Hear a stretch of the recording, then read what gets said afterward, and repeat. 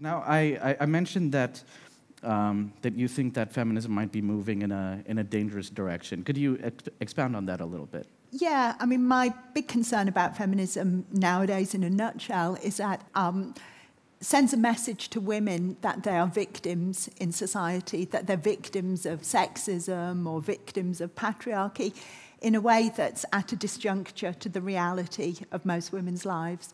Obviously, I put a huge caveat on that, which is that in some parts of the world today, women are very much structurally disadvantaged. So when you look at what's going on in Iran at the moment, if you look at the lives of women in Afghanistan, where women are told what to wear, how to dress, women are forbidden from going to take part in education, in higher education.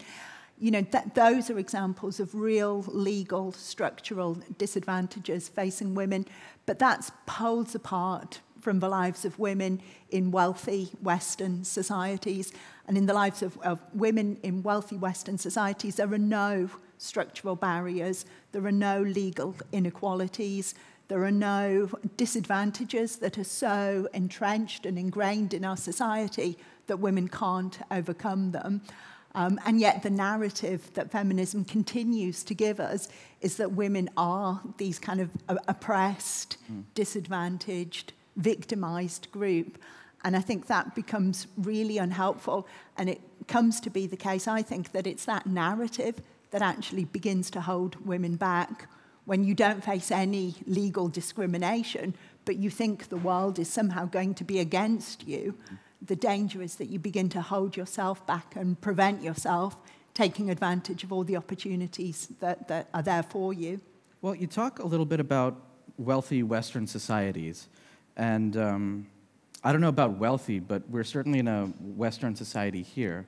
And in Hungary, women are structurally at a disadvantage. I mean, just listen to any government official talk about women essentially being brood mares, just baby factories, who, by the age of 29, you know, they need to start breeding, just that they have their reproductive years ahead of them. Let's make more white Hungarian babies. You see, I'm not completely convinced that that matches reality. Now, fair enough, I'm not Hungarian, and we're having some questions at the end, so I look forward to everybody telling me that I'm wrong. But if you have a look at some of the statistics, certainly in your higher education sector now, you have more women than men in Hungarian universities. And if you have a look even at the gender pay gap in Hungary, yes, there is a gender pay gap. We can come on and talk about that. There's a gender pay gap in every country in the world. But in Hungary, it's actually 2% below the EU average. So actually, Hungary's not doing that badly. And if you think about why the pay gap is below the EU average in Hungary, it actually makes sense to me, because when you do have pro-family policies in place, when you do supplement childcare, for example, then women are able to go out to work. It becomes easier for women to make those choices. So in the UK, where I'm from, childcare, the cost of nursery, for example, all falls upon the individual, all falls upon families.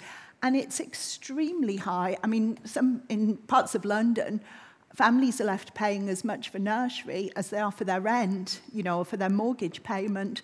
And as soon as you have kind of 2 children, that hugely escalates. And so families then are much more likely to make the decision that it's not in a financial interest for the woman to go to work. It becomes financially more viable for the woman to actually stay at home, not necessarily because that's a positive choice she's made, but just because it's financially not worth her while to go to work. Whereas, yeah, in Hungary, the pay gap is 2% less than the EU average. You've got women in higher education. So it seems to me that actually having pro-family policies, which I think is a much more positive way of describing what you've just said, can actually be in women's best interests. I'm going to have to take a contrarian view over here. And I don't want to come off as condescending or insulting in any way, but I think calling it a pro-family policy is really the government line, which has been, you know, marketed beautifully by men. I know most women that I associate myself with would call this an anti-woman policy, that it takes the agency away from from the woman and basically holding money over her head by saying, hey, spend the next 10 years of your life on your back. Well, to challenge that, the woman I know in the Hungarian parliament who's most promoting this policy, well, the person I know in the Hungarian parliament who's most promoting this policy is actually female herself, which is your first woman president, Katalin Novak. You know, so I don't think it's just men who are promoting this policy. And I think you have to look at this from the perspective of, again, a country like the UK or the US, which may not be actively marketing themselves as being anti-family, but I think a number of the policies that they have in place do actively work against families. So in the UK, for example, people who are struggling, people who've lost their job, people who are on unemployment benefit, which, you know, at risk of being quite personal, would be me when I was a child. You know, neither of my parents worked. And the UK government has introduced policies where when people have more than 2 children, your benefits stop, unemployment benefits stops.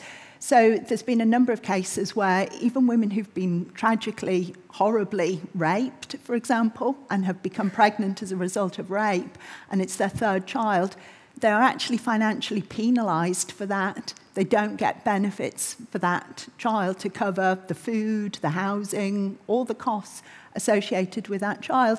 So when you look at what Hungary's doing, which is providing financial advantages and benefits for people to have children, and compare that with a society that, to my mind, works actively against families, puts huge costs on people for childcare, really penalises disadvantaged women for having children.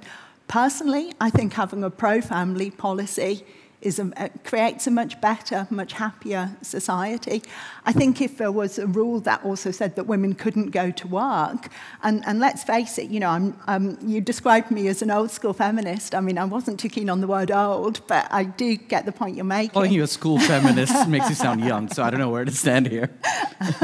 But clearly, you know, I'm not somebody who's opposed to feminism. Right. You know, I would very much describe myself as a feminist, or have very much described myself as a feminist in the past.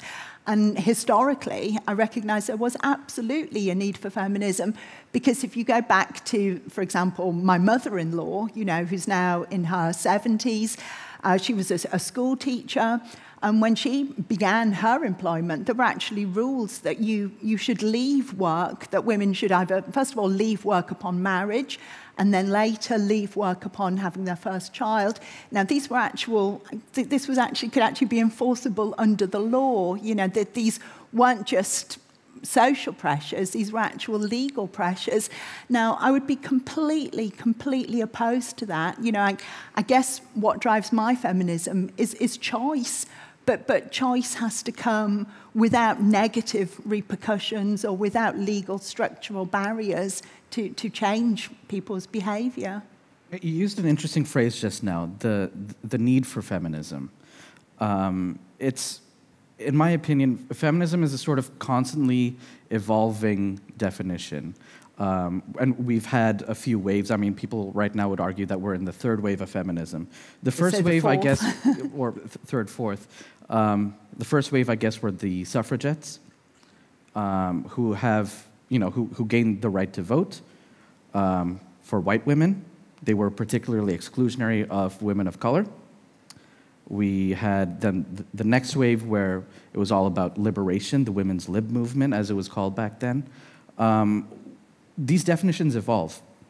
And when you're talking about, I don't think that there's a need for feminism in XYZ situation, are you using an evolving definition of feminism, or are you being sort of static? No, I mean, I totally agree with you that feminism has evolved and changed, and whatever we might want to call it now, a 4th wave or Me Too feminism, I've heard it described as. You know, I guess what I'm saying is we always need to look at the demands of feminism in relation to the reality of women's social situation. And I think both of those two things have changed and evolved over time as well. So just as much as definitions of feminism have changed, so has women's social position. And just as we need to keep up with and think about how feminism is being defined nowadays, how feminism is changing, it would also be very wrong historically to have an idea that women's lives are somehow kind of set in aspic as if it was still the 1950s, because clearly that's not the case. I mean, if you have a look again, I'm kind of apologise for referring to the UK. It's just, obviously, it's the country I know best. But if you have a look in the UK, you know, it was back in 1992 when women first began going to university in greater numbers than men. So that's 4 decades now. And women don't just kind of leave university as graduates and then think, all right, hooray, I'm going to just go back into the home, give up on all my ambitions and aspirations and do nothing. You know, those graduates for 40 years have carried on into the world of work, have been promoted, have taken top jobs, have entered the professions. So if you have a look at kind of law, teaching, especially teaching, education, doctors, veterinary scientists, accountants, women are now outnumbering men in every single one of those professions. So I agree, the definition of feminism has changed and moved on, but also the social reality of women's lives has changed and moved on. So it would be wrong to still be referring back to a definition of feminism that was to do with the 1960s, women's liberation, or even the suffragettes. But likewise, it would be completely wrong to not recognise the reality of how women's lives have changed. They absolutely have changed, and I just to throw another differing perspective on there.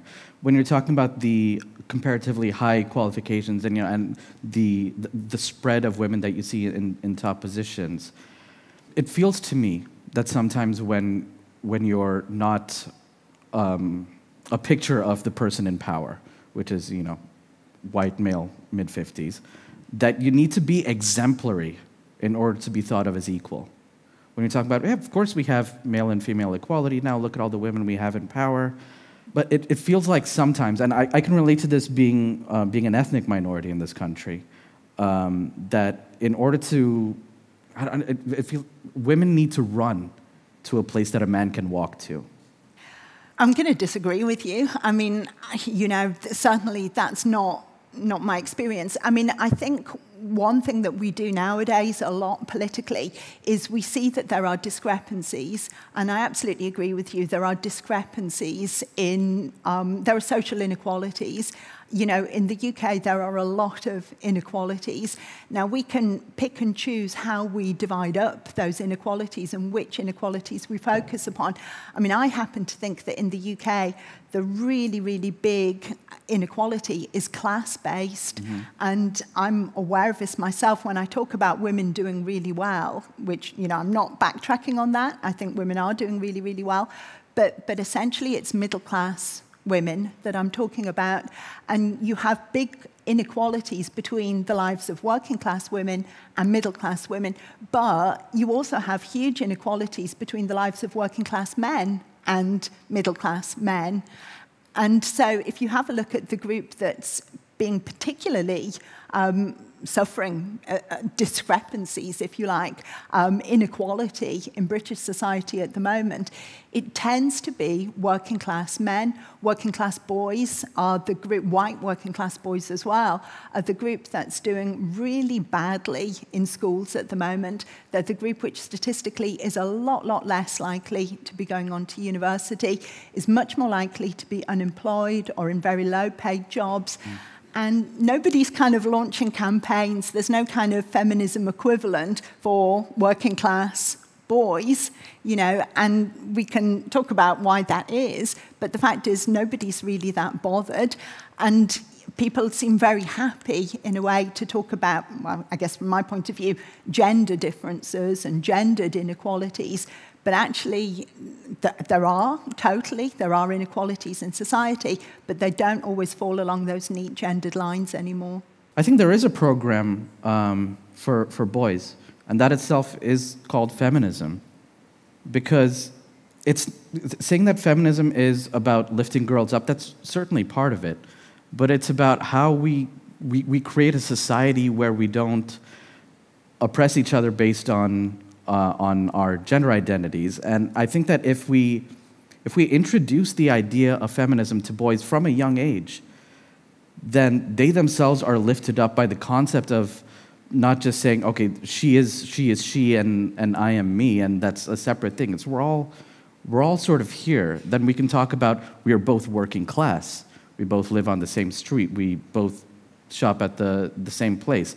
And this whole situation sucks. What can we do together to overcome the class differences? You see, I've two problems with that. I mean, the first problem I have with it is that the fourth wave or the Me Too type of feminism that we are in at the moment does seem to be, I think, particularly focused upon the idea that women are victims and men are predators, that women need to fear men, that men are toxic. I mean, we talk a lot about toxic masculinity, and often feminism is wheeled out as the solution to toxic masculinity, as if men are somehow a problem that needs to be solved, and feminism can be the medicine that they can take to kind of cure their toxicity, which I think is a really kind of horrible discourse. You know, I don't think that?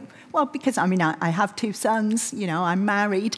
I don't think I have a father and a brother. You know, we live in society, and just looking around the room here, you know, we live men and women together. To write half the population off as somehow toxic, I don't think you're toxic, you know. You haven't met me yet. No, I get what you're saying. I don't think that the definition of toxic masculinity is saying, you know, men are toxic. It's just saying, well, actually, there's a little bit. This is really fourth wave of me, but there's masculine feminism, masculine feminine, male female, and there's aspects of masculinity and what makes that idea thrive that have a toxic element. You see, I think there could be aspects of femininity that have a toxic element too. You know, why do we focus on the aspects of masculinity that have a toxic element? And why do we not celebrate anymore the values that are traditionally associated with masculinity, such as stoicism or strength, physical and mental strength, resilience, that kind of fortitude, bravery, courage? You know, for men and women, I think those values have an awful lot to offer. You know, these are values which I would hold in very, very high regard. And yet, when people criticize masculinity, and particularly have this discourse around toxic masculinity, often what they're saying is that it's those particular values, you know, that I guess, again, being a Brit, we would describe it as the stiff upper lip kind of values, you know, that these values are questionable, that these values are toxic, and that actually if we all just kind of emoted a bit more and the world would be a better place. Well, I actually disagree with that, and I think rather than seeing masculine values as being toxic, we should look at how it's wrong to associate them with masculinity. You know, these are values that everybody can aspire towards and buy into, and it actually does our society as a whole a huge disservice to trash these values.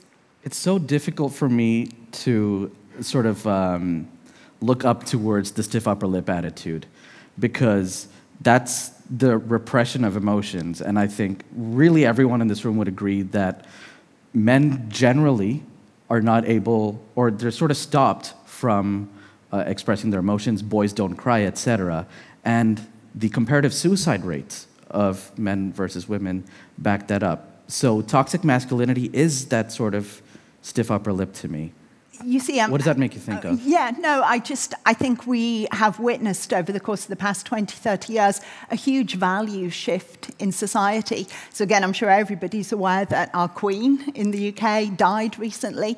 And there was this huge national outpouring in response to that. I mean, I'm not a royalist, I'm a Democrat. You know, no, I'm getting into a different discussion here. I'd rather we didn't have a monarchy. I'd far rather have a president I could vote out. But the Queen is someone who I admired a great deal personally.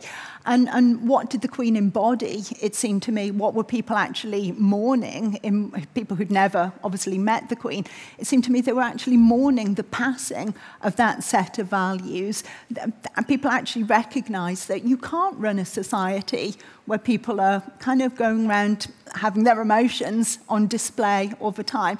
You know, if you are facing real problems such as an energy crisis, war, you know, you're facing global conflict, serious problems programs call for serious minds, you know, they don't call for feelings and emotion, which is not to say kind of deny feelings and emotion, but it's possible to kind of put that to one side and actually think, how can we deal seriously with this situation in front of us? And is emotion going to be helpful? You know, would emotion help solve the problems to do with climate, to do with the power crisis, to do with war? Or is actually kind of putting on a stiff upper lip, a brave face, however you want to describe it, and addressing the task in hand seriously and unemotionally, rationally, with reason, with logic?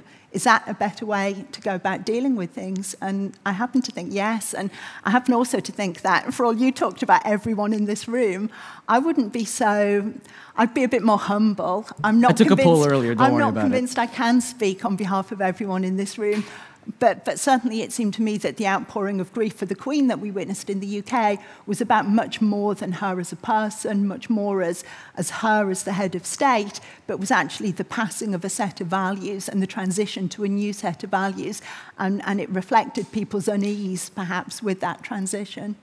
Interesting.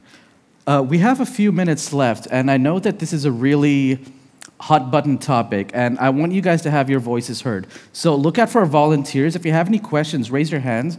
Our volunteers will be handing out microphones, so make yourselves known. I'm sure. Okay, we have a lady in the back over there, in the pink top, up on the high rises. Thank you so much for your talk. It was very interesting. So I want to ask a question. You mentioned certain qualities, both in like masculinity and femininity, which should be both celebrated and also others which maybe shouldn't. So I wanted to ask you, what's your opinion on some feminine values which, in your view, can be quite toxic? Thank you. Oh, I guess a very, very good question. Well, I guess, you know, in a way, I'm being hugely stereotypical here, and I'm also contradicting myself because I guess the point I'm making about stereotypically masculine values is that I don't think they should be associated with masculinity. You know, they're values that I aspire to have, and they're values which I wish my upbringing had perhaps done more to instill within me. So I guess, you know, I really, really hate to say feminine values in relation to being more emotional, perhaps, because I don't think that's something which is inherently, I don't think there's anything to do with my genitalia, for example, that makes me more likely to cry than if I was a man. But I wish I didn't. I feel the need to cry quite as much. Not that I cry all the time. But, you know, I think it kind of becomes too easy. You know, and I think actually the toughen up a little bit message is sometimes helpful, not always, and clearly there are times when an emotional response is necessary, is helpful, and shouldn't be repressed. You know, absolutely stress that. But sometimes in some situations, as I was saying before, you know, these values are not helpful and could be seen as more toxic. So what do you think about the idea or the concept that a woman can be either a good mother or pursue a career, but can do the two things at the same time? Yeah, no, I think that's a really, really good question. And it's, I'll be very honest with you, it's something I've battled with myself in my own life. So I have a career and I have 3 children. And it's not always been easy. You know, there's been times when I've been absolutely exhausted and I thought, what on earth am I doing? Why have I chosen this life for myself? And unfortunately, at that point, it was too late to give up some of my children, which would probably have been my preferred option at that point in time. And, you know, I decided to continue with my career a bit as well. But I have to say, I think clearly I'd be lying if I said it wasn't possible. I'd be lying if I said I haven't done it. But I guess again, to come back and tie this in with the other things I've been saying previously, you know, he's not here, luckily, but the reason why it's been possible for me to do it is clearly because I haven't been doing it on my own. You know, I've done it as part of a family. I've had my husband working alongside me, and there's been times when I've not been able to pick my children up from school, for example, and my husband has.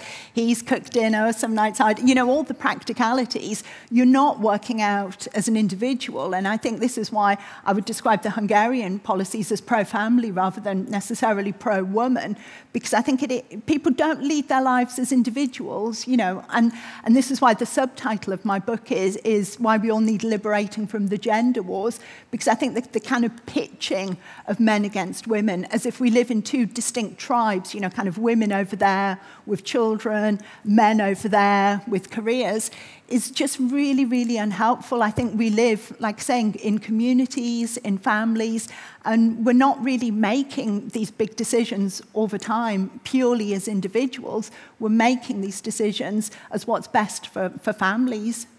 I hope that answers your question. Great. Do we have any more questions? Raise your hands loud and proud. Right there in the corner, white top. So something that I'm wondering a lot about is, you know, how do you find, because we all agree, and you also mentioned that there are still inequalities between men and women. So how do you find a balance between, because this victimhood you're talking about, like how do you find a balance between acknowledging the inequalities and the need to change, and between like bringing or like living the like toxic parts of this victimhood? Like how do you acknowledge the need to change, and how do you take steps in order to change without, the victimhood? Like what's your alternative to fourth wave feminism? Yeah, I mean, I guess what I would like to see is men and women working together, if you like, to look at what the problems are, look at where the inequalities lie. I mean, I don't think kind of. So when we first had this situation in the UK where more women started going to university than men, the kind of cliched description of this was, oh, isn't this great? You know, the doctor's daughter can now go to university just like the doctor's son. And I don't think kind of continually looking for more opportunities to raise up middle-class women. I mean, for example, there's talk of having quotas on boards of directors, you know, and there's lots of obsession with the salaries of the kind of really high earners, you know, female earners who in the UK who work for big companies like the BBC, for example. You know, if there's not complete pay parity for women who have earn hundreds of thousands of pounds a year, I mean, literally hundreds of thousands, way, way, way more than I would ever earn, then these make big headlines. You know, there's a huge scandal about this. And yeah, sure, you know, I would argue as well for pay parity, you know, for people doing the same work. But that doesn't help where the real inequalities lie, as far as I'm concerned. So if you have a look at a company like the BBC, or, you know, in any major institution, it would tend to be working class women who are being the cleaners, the caterers, you know, the makeup artists, the secretaries, you know, who are doing a lot more of the kind of less glamorous jobs, if you like. And yet the continual focus of feminism is on this very elite group of women, it seems to me, and constantly raising up and kind of flagging up the needs of this elite group of women does absolutely nothing to help the women who are lower down on much lower salaries. And the divide, it seems to me, in UK society at the moment is between graduates and non-graduates, and constantly kind of affirming the needs of graduate women does nothing to help raise the salaries of women who are non-graduates. Thank you very much for your question. Unfortunately, that's all the time we have for the Q&A, but Dr. Williams will be signing her book outside. It's called Women versus Feminism. It's, as I mentioned, it's also published in Hungarian, so check it out. Have a chat with her if your question wasn't addressed. And Dr. Williams, thank you so much for joining us over here. Thank you very much. Give it up for Dr. Williams, everyone.